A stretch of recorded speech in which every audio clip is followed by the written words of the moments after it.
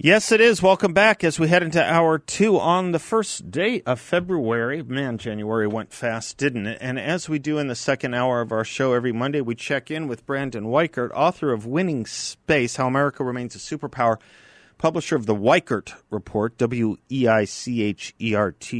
critical reading, particularly in foreign policy, but he does some domestic work as well. Brandon, welcome back and happy Monday. Hello, and thanks for having me. My producer informs me that you spent 8 hours on your next book today. Do you want to tell the audience what you were working on or what you're working on a little bit? Well, it pertains to what we're planning on talking about today, Good. Iran, the Middle East in general, and sort of deep diving what exactly our role in the Middle East is and what it probably should be. Oh, good. Good. That's actually a great entree then to what I wanted to start with you on. It is. Good. On Iran. Like I planned it. Yeah, almost, right? Almost. What, do you have a book title yet? Like I said before, my publisher hates the title, but I was thinking Mending the Middle East, but we're probably going to drop it. No, so, mending, was that the word mending, like fixing, mending? Yeah, he's not dynamic enough. Yeah, I get it. I see it. I like the thought behind it, but I understand the publisher's preferences on something like that. Yeah. Yeah. The only thing that would be worse would be like mitigating the Middle East or something, right? Right. Yes.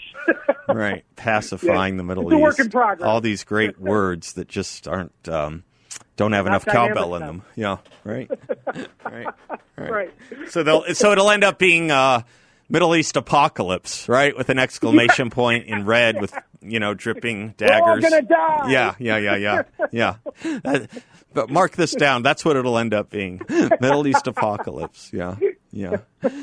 Over the weekend, Brandon, the new Secretary of State, Secretary Blinken, warned that Tehran was months away, I'm quoting from NBC here, months away from being able to produce enough fissile material for a nuclear weapon, saying it could only be a matter of weeks if Iran continues to lift restraints on itself.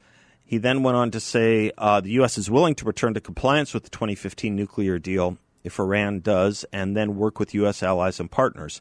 Now, what was curious to me about that, and I'll let you speak to any aspect of this you want, but what was interesting to me about that is Iran is supposedly, according to our Secretary of State, possibly weeks away, right, to have enough material for a nuclear weapon. Now, the Biden administration didn't memory hole the Obama administration's White House archives like they did Donald Trump's White House archives. So you can't get the 1776 Commission report now at the White House as you used to be able to. But you can still get Obama White House press releases. And funny that. And I'm looking at one. Isn't it petty? Yeah, well, petty, but, useful for today because there is a Obama White House statement, the historic deal. This is, of course, back from 2015. The historic deal that will prevent Iran from acquiring a nuclear weapon. And it says because of this deal, it would take at least 12 months for Iran to be able to do this. Blinken's now telling us it could take weeks. Right. This whole thing was a farce, wasn't it, from the get-go? Well, it certainly was. But Blinken and Biden are going to say that the reason they're so close in Iran to getting the bomb is because we pulled out of that hallowed and sacrosanct deal that the sainted Barack Obama negotiated. Isn't it fair to say Europe never pulled out? Yes, that's very true. In fact, we know that the Europeans were doing all kinds of business with Iran, including, I'm sure, giving them the technology they needed to build out nuclear weapons. Mm-hmm. And we know that the North Koreans have been intimately involved with the Iran program since the 90s. Mm-hmm. The fact is that you're only going to be able to delay a dedicated power that's seeking nuclear weapons for so long. Right. Even the best sanctions are only going to delay. So regardless of whether the Biden administration is correct and the reason that they're so close to this is because the Trump pulled out of the deal, I don't think they're correct. But regardless, the fact is Iran was coming to this point at some point in the next few years. And the fact is we weren't ready. Nobody was prepared for this. And it's, this is what my friend Michelle Walker refers to as a gray rhino event. This is an event that we can see down the line, but we make no preparation for whatsoever. Oh, I like that phrase. Yeah, that's a good phrase. Yeah, and Frank Hoffman refers to it as the pink flamingo event. But in any way you look at it, this is something that they should have had plans on the books for whoever was president, and our defense establishment just kind of shrugged and said, we'll deal with it when it comes. Well, here it is. And the fact is, there is no deal that can be made that will stop Iran from getting the bomb. None. All that we can do is impose our will on Iran through now sticks. And the only carrots we can use are ancillary, and that is in the form of building out a believable alliance of the Sunni Arab states and Israel, and if we are lucky, maybe Turkey. Though I'm not sanguine about that. But the fact is that the Trump administration was doing that, and it looks like now the Biden administration is keen on dismantling that. I'm referring to the Abraham Accords that Jared Kushner and Mike Pompeo so successfully negotiated toward the end of the Trump administration, and it looks like now the Biden team wants to, at the very least, blunt some of that agreement by recognizing the Palestinian right, supposedly to wipe out Israel from the face of the earth.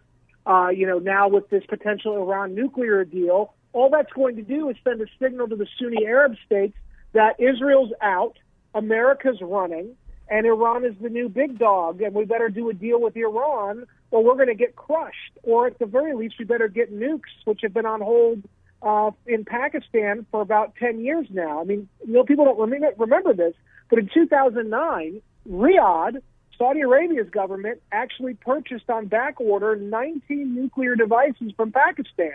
And it took the CIA under Obama to intervene, saying, you better not transfer Pakistan those nukes to Saudi Arabia until we tell you to. Well, guess what? Saudi Arabia is not going to wait anymore, especially if we do the nuke deal. Then there's also the issue that Blinken is the biggest proponent of basically America invading Syria. And this is where it's headed.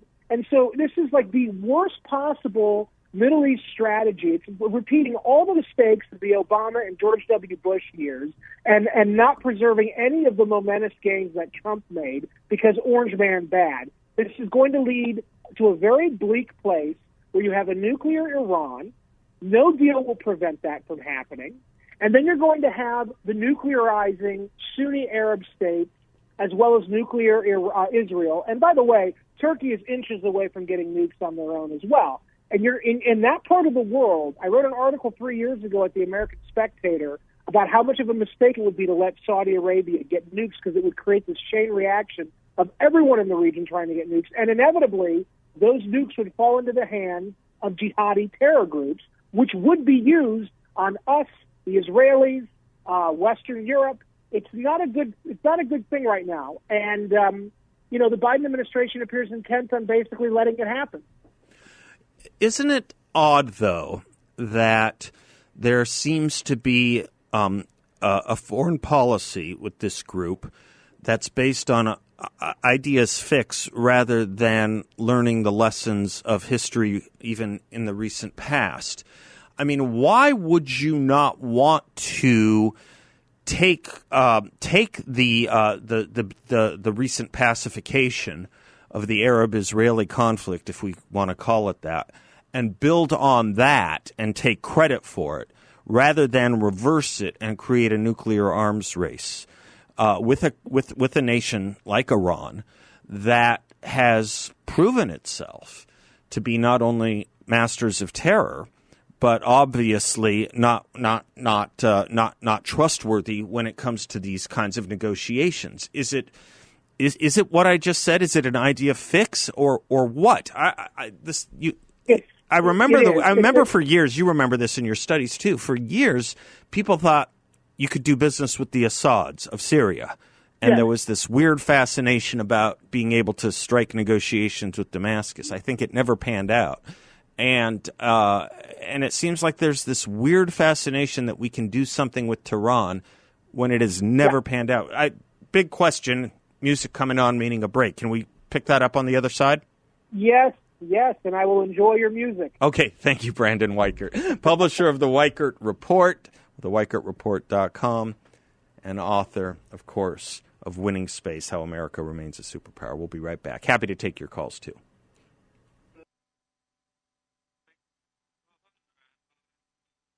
To the Seth Leibsohn Show, our guest, Brandon Weichert, publisher of the Weichert Report, critical reading, theweichertreport.com, author of one of the most important books of last year, Winning Space, How America Remains a Superpower. Right before the break, I was asking Brandon, why, when you're accountable politically, you're, of course, accountable in other ways, too, a foreign policy establishment would want to recreate all the mistakes that have borne out to be mistakes and turn away, refuse, and condemn successes that you could build on that have proven to be successes, even though they may have come from a previous administration. Let me illustrate it with this piece of audio, if I might, Brandon, because this was John Kerry as Secretary of State.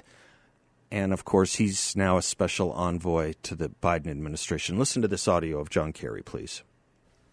There will be no separate peace between Israel and the Arab world. I want to make that very clear to all of you.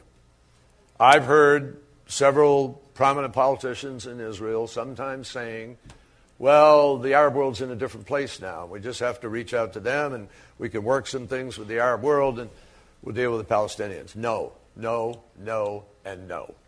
He was made a fool, as he has been several times. So they bring him back in. No doubt, he ran point on the last Iran deal. No doubt he'll be consulting on this one, even though it's probably Blinken's ultimate responsibility. I mean, Brandon, why do you keep doing? Not you. Why do some in the establishment keep recreating things that were massive failures and embarrassments? Well, when you run and exist in a monopoly, which the government is, a closed system that is opaque, which the government is, when you are a patrician elite, the way that John Kerry is and many of his cohort, both in the Obama and now Biden administration are, you fail upwards. And you don't recognize innovative ideas like the Abraham Accords because Orange Man is bad and he wasn't part of the club and he liked gold a little too much and he was a little too rude on Twitter. And so we don't want to bring anything into the fray that might ultimately lead to that person getting credit. Another thing is the theory. These people are all well steeped in IR, international relations theory, as taught by hardcore leftists at our top-tier universities. So the idea of linkage, that is, there is no Middle East peace without linking the Israeli-Palestinian conflict to the wider search for peace in the region. It's something that goes back to the 1970s. It's a flawed assumption, and yet it is beloved by our foreign policy elite, of which John Kerry and his friends in the Biden team are a part of. This also goes back to a Stephen M. Walt article in Foreign Affairs in 2010, if memory serves, it was 2010.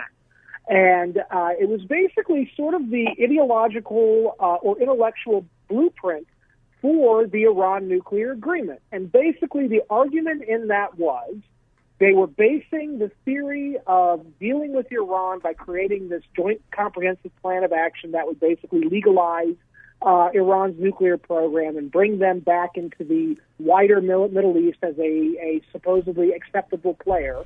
The idea was based on the old world theory of deterrence and détente and how we handled the Soviet Union. Of course, that in and of itself was a bad idea when we did it with the Soviets because they just cheated on every agreement we made with them. But setting that aside, Iran is not the same as the Soviet Union. The Soviets were ultimately beholden to an ideology that was earthbound. The Islamists who run Iran are not beholden to a belief system that is earthbound. It is a kind of apocalyptic in its worldview, and there's always that danger that some people in the elites of Iran will simply use nukes to accomplish their view that Armageddon is good, and that they have to wipe out all the unbelievers around them to free the Mahdi from his well.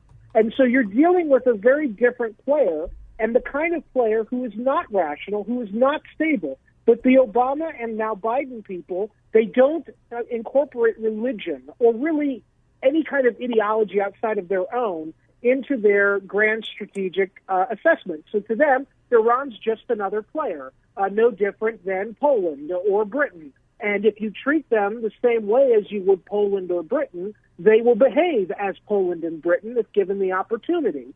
And it's this very academic, theoretical, two-dimensional, frankly, international relations theory that I think if we let it play out in the real world, will blow up in our faces, quite literally. And I think the timer has been set on that bomb. And I think that in the next few months, you're going to have a very serious crisis between us and Iran, because the Iranians think that Biden is weak and that they can be pushed around in the Biden team, and they know what to expect from him. And I think that it's a very scary time if you're in Israel or if you're even in the Sunni Arab states, because America is not going to have their backs over there. It's going to get very ugly, I think, very soon. Is part and parcel of it, maybe not a big part of it, but a part of it, the thinking that people like Hassan Rouhani are quote-unquote moderates you can do business with, as opposed to Mahmoud Ahmadinejad types? Is that part of it too? Yes. It's a large part of it. They've created in their minds the Democratic foreign policy elite. They have created in their minds these divisions that really do not exist except on paper. Ultimately, Hassan Rouhani was one of the top ministers when the Iranian students took over the embassy in '79. I write about this in my forthcoming book. Hassan Rouhani, while he did not storm the embassy, he was very much in favor of it, and he only stopped being in favor of it for the moment when he thought the Americans were actually going to militarily strike out against Iran for taking the embassy. And when he realized that Carter wasn't going to do it, he was suddenly okay with it again. So this idea that Hassan Rouhani, who in 1995, and I write about this in my first book, Winning Space, where Hassan Rouhani, he used to talk about the beautiful cry of death to America. Right. And that's the moderate. This guy is a nut job, and so is Khomeini, the current Grand Ayatollah of Iran, who was a student of Khomeini, the founder of the Iranian regime. There's no daylight between the two of them. And we're dealing with a bunch of crazies that if we try to normalize and integrate into the wider world system, it will be as deadly, if not worse, as when we try to integrate China into the system. Good. I want to segue to China. We're going to head into a break, but I had one more question for you on Iran, and maybe you can answer it on the after the break. And then I wanted to segue into China, especially the stories coming about regarding its closing of the nuclear gap. And Russia. But what I want to ask you about Iran, one more question on the other side of this break is the nuclear threat to be the most worried about, or is it still their sponsorship of terrorism? And maybe it's not either or. But let me ask you about that when we come back, and then we'll switch over to China if we can. That okay, Brandon? Yeah, that's fine. We'll be right back with more from Brandon Weichert. The Weichert Report. He spells it Weichert, WeichertReport.com.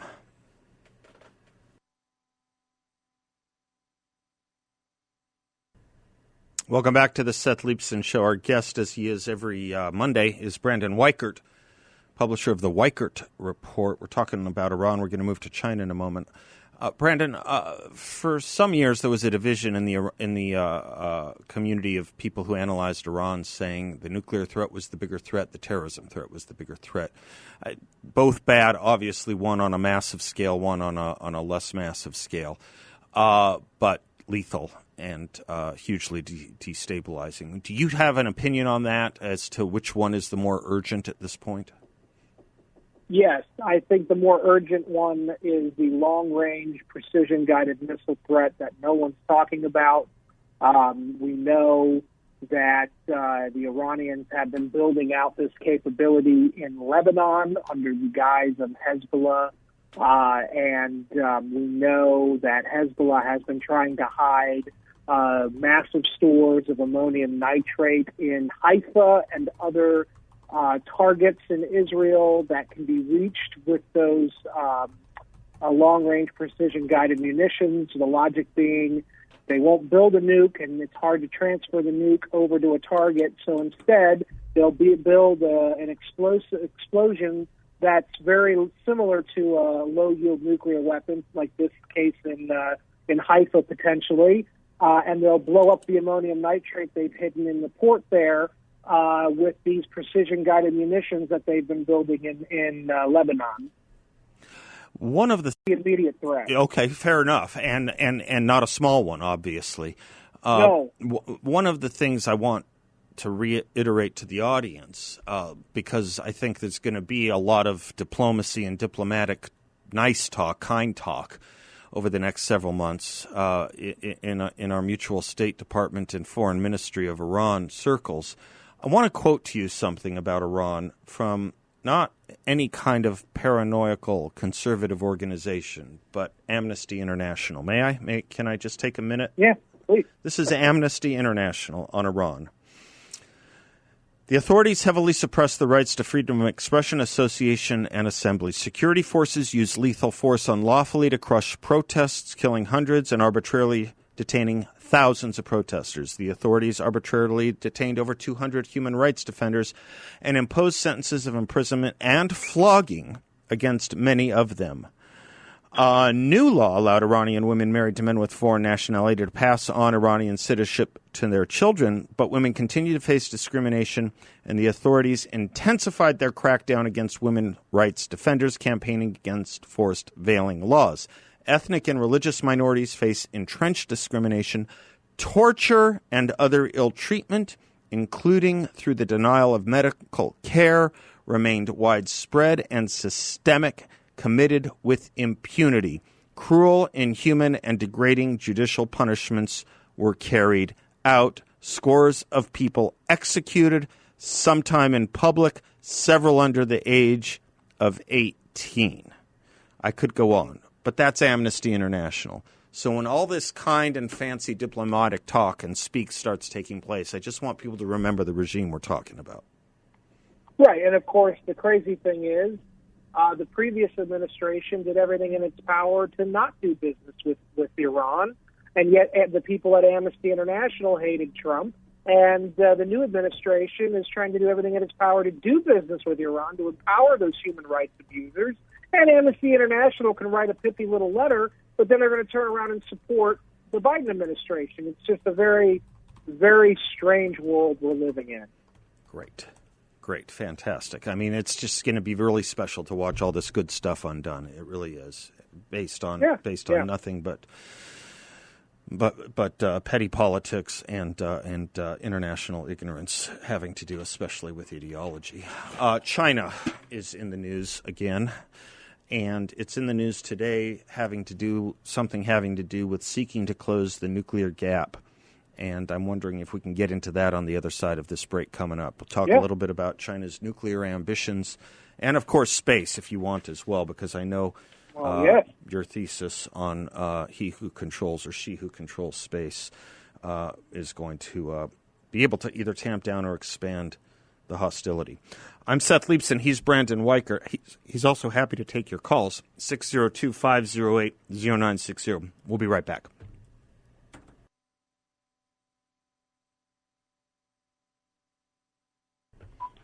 Welcome back to the Seth Leibsohn Show. Portions of this show are brought to you by Balance of Nature. They have a great deal right now with free shipping and 35% off any new preferred order of their fruits and veggies.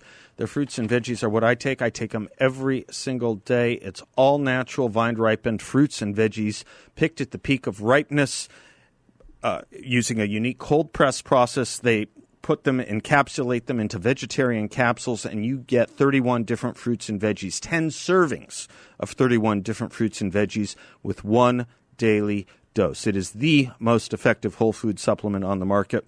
As far as I'm concerned, you get apples, aloe vera, cherry, papaya, garlic, cayenne pepper, and so much more.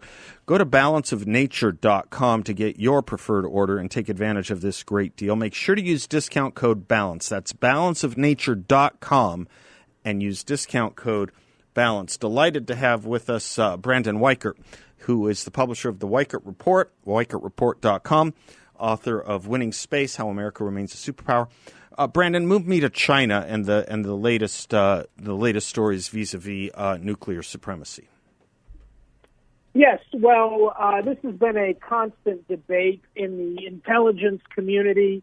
The bottom line is the intelligence community does not know exactly the size and disposition of China's nuclear weapons arsenal. They have a range that they think is there, but they don't know. And part of this is because the intel community, for many decades, since the end of the Cold War, was in a state of denial about China's capabilities and therefore their intentions. And China has developed, as we've all heard, this unconventional asymmetrical style of warfare where they don't want to let on what exactly their capabilities and intentions are. That's why they're a smart group of people. Only we do that, where we let the world know our innermost secrets without even ever being asked. Right. But basically, there is a concern, particularly in the intermediate nuclear range forces. So that's the kind of the medium, smaller nukes that you would need to, say, attack an incoming invasion fleet or to repel an American aircraft carrier.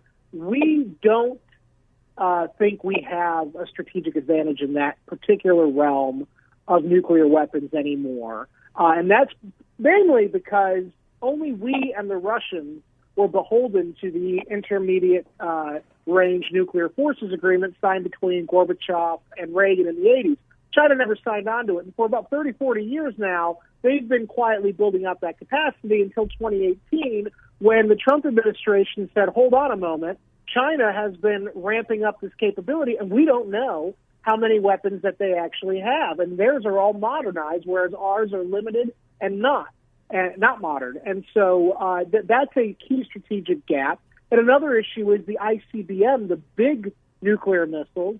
The Chinese hide them in an extensive network of tunnels that they call the Great Underground Wall. The intelligence community has debated whether it exists or not for years. I think it does, and we know that they move them around underground because our satellites can't keep track of them. They're mobile and they're underground, and they pop up at random. So we don't know if it's the same missile we're tracking, moving from Beijing to, northern China, or if it's a whole nother missile that they're putting out. We don't know. And so these are some of the weaknesses. And the Chinese, they love it, and they use that strategic ambiguity to their advantage to really force us to stand back, because we don't know if we'll be able to target those systems. We don't know what their redundancies are. We don't know how modern they are. We don't know how many they are. Wow. Okay. So we did a we did a number with China over the last 4 years. The Trump administration, Secretary Pompeo, I think his last act was to declare them guilty of genocide, if I'm not mistaken. Yes, with the Uyghurs. And yes. Which I thought was long overdue, by the way. I'm not sure where you come down on that. But yes, go ahead. Yes, it was. Okay. Well, the administration previously, Trump administration, yes, they were probably the most forceful with China since, Dwight Eisenhower. But the problem is, first of all, even they sort of stayed their hand. Trump, for the first few years, yes, he was doing this trade war, but he was always leaving open the hope that the Chinese would come to the table. And, of course, he famously claimed he got a deal from them in December 2019 after 2 years of very harsh trade warfare, which actually did a lot of damage that the Chinese will never admit to. But then the Chinese signed the deal, and a month later, COVID-19 is unleashed, and before you know it, the whole world's economy has collapsed except for China's economy, which somehow has managed to rebound. Maybe there's not a connection there. Maybe there is. But the fact is that the previous administration, as tough as it was, frankly, was not tough enough. Mm-hmm. And like you said, they waited 4 years to announce the Uyghur. Yeah. And so, they were tough. It's too bad we didn't get a second term. We might have gotten a harsher stance on China. But the bottom line is that the new administration under Biden, it's true, they do have a lot of China hawks from the Democrats running their China shop. But at the end of the day, those people are more conventional foreign policy practitioners, and they're very desperately trying to return to the way we handled China pre-Trump, which was, even when we got tough with them, we really weren't getting tough with them. And the Chinese could predict that, and they could work around that. And it was called strategic patience or strategic ambiguity.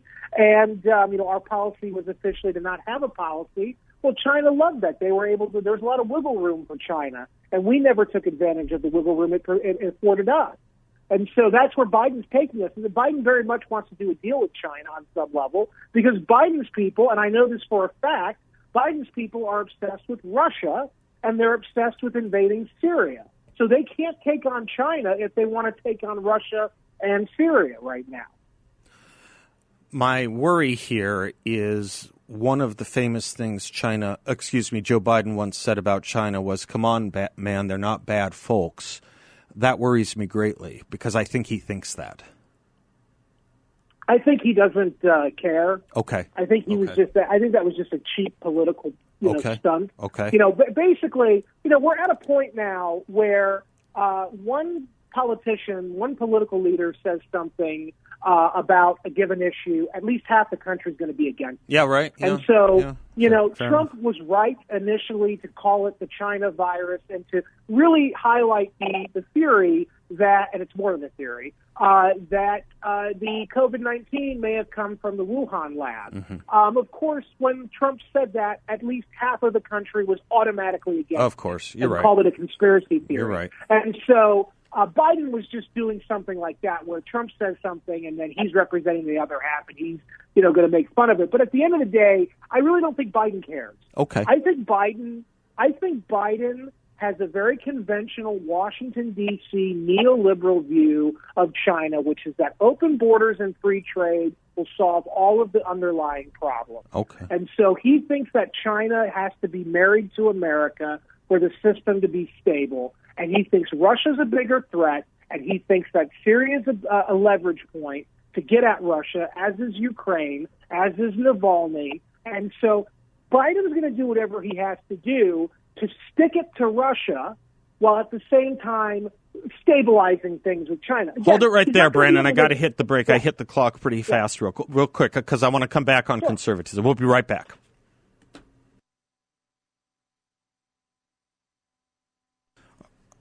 Welcome back. Our guest for the past hour has been Brandon Weichert. He's always generous with his time. We check in with him on the foreign policy and domestic fronts every Monday. And, circling back to some thoughts I had earlier about the stories, the increasing number of stories about divisions in the conservative movement. I guess this is what people do sometimes. The Democrats are divided, stories conservatives, Republicans are divided.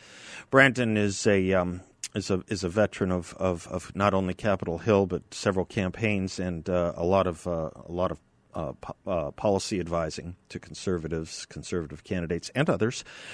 And I wanted to get his sense, Brandon, just your general sense. How divided is our movement? I tend to think it's not as divided as some of the stories tell us, but I'd love to get your perspective.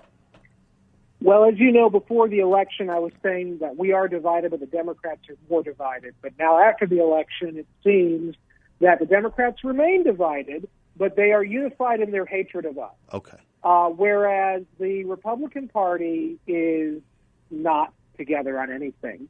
And I think that we are broken on the right, and I'm fearing that we may be hopelessly broken. In the post-World War II era, the unifying principle of the right was anti-communism, specifically toward the Soviet Union. Yeah. With the loss of the Soviet Union, we tried to keep the movement together with anti-terrorism, but that never had quite the same flair, and it was never as unifying. And I'm just worried that we are now going to see some dissolution of the Republican Party, its unity, that we're going to be permanently in this bifurcated or even, tripolar era where you've got paleocons, neocons, libertarians, these different sort of subgroups from the right that used to unify, and the nationalists, and now it's some people can't get over their own idea and their own purity of ideas, and they can't be a coalition anymore. The left is totally unified on one thing, besides hating us. The left is unified on the belief that government will resolve all of our deepest problems. Whatever the problems they think there are, government will solve it. The Republican Party, the right, is a coalition movement. We have libertarians, we have, religious right people, we have neoconservatives. So you have this wide sundry of people, and it used to be that a leader could come along and unite them. But unfortunately, not even Donald Trump really could unite the party.